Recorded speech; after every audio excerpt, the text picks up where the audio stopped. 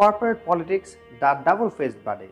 কেউ কেউ আছে সামনে তারা আমাদের প্রচণ্ড বন্ধু, তারা খুব মিষ্টি মিষ্টি কথা বলে, আমরা হয়তো কিছু তাদের সাথে শেয়ার করলাম, ব্যক্তিগত চিন্তা ভাবনা তার সাথে শেয়ার করলাম, কিন্তু কয়দিন পরে আপনার সুপারভাইজার আপনাকে এসে জিজ্ঞেস করে যে আমি শুনলাম আপনি নাকি আমাদের এখানে কাজ করে খুশি না, কথাটা কি সত্যি?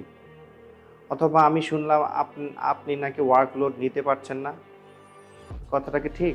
এই ধরনের কথা চালাচালি তারা করে, এদেরকে বলা হয় দ্য ডাবল ফেসড পার্টি। কি করা উচিত? অবশ্যই আমাদের ব্যক্তিগত চিন্তা ভাবনাগুলো, বিশেষ করে কাজ রিলেটেড যদি কোনো নেগেটিভ চিন্তা ভাবনা আমাদের থাকা উচিত না। তারপর যদি থেকে থাকে অবশ্যই আমরা সেটা শেয়ার করব না কারোর সাথে, বিশেষ করে প্রাতিষ্ঠানিক কোনো কলিগদের সাথে।